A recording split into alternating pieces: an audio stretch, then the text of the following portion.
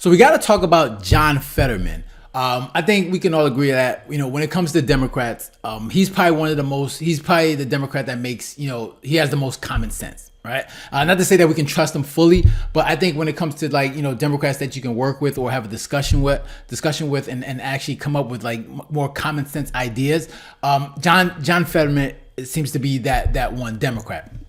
And in this video, he has a discussion with Stephanie Ruhle, I think on MSNBC, and he's talking about how the influence that a lot of wealthy people, a lot of wealthy business owners have when it comes to our government. Right, because there's this idea where even for myself growing up, they always talk about how the wealthy people, Republicans are for the wealthy people and Democrats are for middle class America and poor people, right? And this is something that's always been ingrained in a lot of our heads, and even to this day, Democrats always try to come up with this idea that they're for the middle class America, they're for the poor. When in reality, we know that when it comes to wealthy people, these billionaires, millionaires, we know they support both sides, right? Both sides have they have their wealthy people that support them, and it's not just a Republican thing or just a Republican thing. It's both sides have that issue, and Fetterman's going to talk to this because Stephanie Ruhle tries to create this idea that Republicans the Republicans, Trump and the Republicans have so many influential wealthy people on their side. So let's hear what he has to say now, and I'll share my thoughts. President Trump is surrounded by the wealthiest cabinet, the wealthiest administration in modern U.S. history. Does this concern you? I don't think it's so much about their wealth. It's just because they might have some kind of the views or some things that I don't agree, and they would push a lot of decisions and changes in our government that I wouldn't support or would like to see happen in there too. So it doesn't really follow their wealth. For me, it just follows some of these kinds of core beliefs and the things that they're willing to push and to do. What about this idea that we're sort of creating American oligarchs? Yeah, and I would ask Democrats, start talking like a regular person. Most people are not sure what an oligarch is. It's okay, is an oligarch, is it a rich dude or woman? Okay, well, but there's also a little secret too. Democrats, we like billionaires if they're giving to our causes or to our party as well too. But there's a difference. And see, and that's the thing, right? Most people don't want, Democrats, they like to throw this oligarch thing around, right? And let's be real, most people, Americans, probably don't even know what an oligarch is. They don't know what it looks like.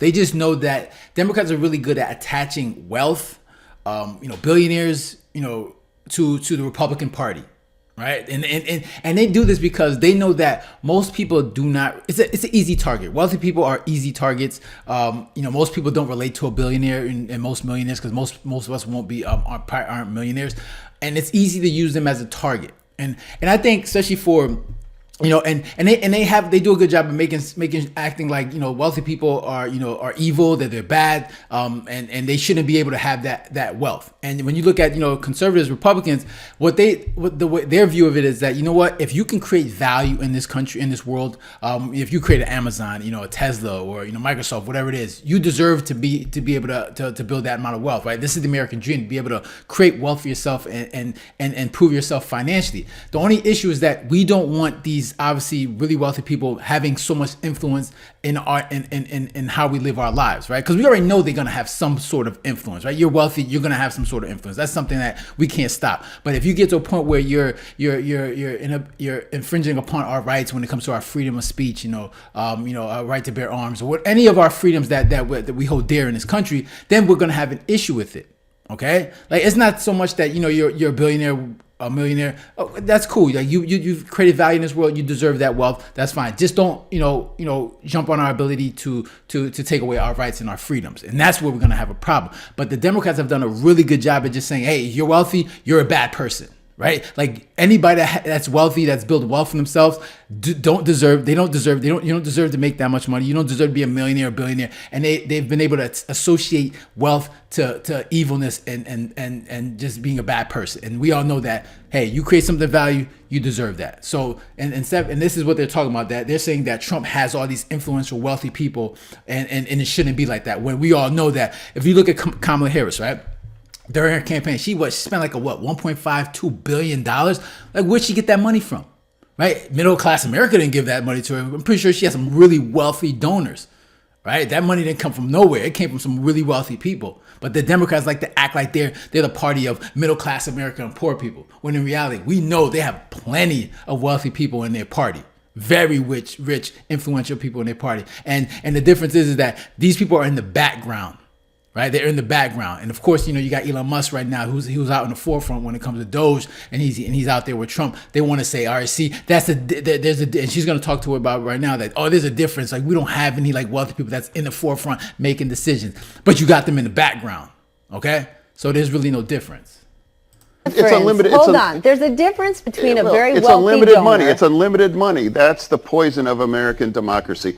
Get rid of unlimited money, and then that would render billionaires on either side to those kinds of a thing. And so remember, a lot of these billionaires that were in tech, they used to be more friendly to the Democratic interest in our party as well, too. So, but there's a difference. Unlimited money, get rid of that, and that would transform America more than any single other decision. Absolutely. We are 15 years and 2 months since the Citizens United decision, and it has changed politics forever, it seems. But there's a difference between very wealthy political donors and very wealthy people inside the government making decisions that could potentially enrich themselves and their businesses. Look at Elon Musk. He hasn't divested himself from his businesses, and he's a guy with $38 billion worth of government contracts. That's different from being a Democratic donor who has the president's ear, or at the very least his phone number. Well, what I would say is that sometimes it's the, I'm not sure if they necessarily are motivated just, based on money. When, most of those folks, whether it's Bezos or Musk, they have far more than you can spend in 100 lifetimes. So for that, I think, I think scarcity defines the luxury. So that's why a lot of them want to be engaged on that, because they have unlimited money. So I think they want to be part of the conversation. So because, you think. And see, and that's the thing. Like, she talks about a difference. There's really no difference. It's just that Musk is right now. He's out in open. He's making decisions. Like, he's auditing the government, and he's out in the forefront with Donald Trump. So they don't like that, right? They don't like that. I guess they'd rather, be in the background making decisions. But regardless of whether in the front or in the back, a lot of these wealthy people are still making decisions, right? A lot of people, if you ask people on the right, George Soros, right? We know how influential he's been, especially when it comes to, prosecutors, DAs in our government, judges. We understand he's been making a lot of decisions, and we don't like that because that impacts a lot of our lives. Okay. But you never hear Democrats talk about that. Okay. See, when they do it, it's all good. Everything is cool. Like, everything is on the up and up. But when, you see the other side does it, you can't, Elon Musk is in, Elon Musk has Trump's number. He's out there in the Oval Office, having conversations with him. They got the Tesla, in the White House. No one cares, right? All we look at is like, what is Musk doing? Is what he's doing, is it as a good thing? Does it help America? And if you ask people on the right, that's a yes. Like, the fact that he's auditing our government, clearing out the waste, clearing out the fraud, this is what Americans have voted for.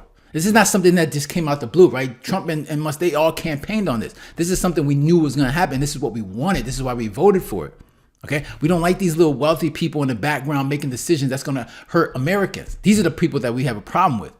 Right. And so we understand that, hey, look at wealthy people are going to always have an impact in our lives. Right. They're going to have a lot of pull when it comes to dealing with these politicians, when it comes to the presidency. We understand they have a lot of money. They have a lot of resources. Right. We understand they have a lot of influence when it comes to that stuff. But as long as you're not, impinging our rights and our freedoms, then, everything is cool. Right. And what Musk is doing, hey, we co-sign everything that he's doing because he's protecting our freedoms. Purchasing Twitter, purchasing X, he was doing that so, especially for a lot of conservatives, for a lot of people, American people, can have a voice to speak. And that was one of the biggest purchases for a lot of people, right? But of course the left sees it as, freedom of speech. Like, what are you talking about? You just don't like the fact that the other side has a voice when they didn't have a voice before Musk purchased Twitter. So Yeah, so with this whole notion that, the Republicans tend to be for the rich and Democrats for the poor, that's clearly just nonsense, BS. And the people saw that and they voted. They voted the other way. So those are my thoughts. Interested to hear your thoughts. Make sure to leave a comment down below, hit the like button, share, and if you haven't done so already, make sure to subscribe. All right, so guys, take care and have a good one. Later.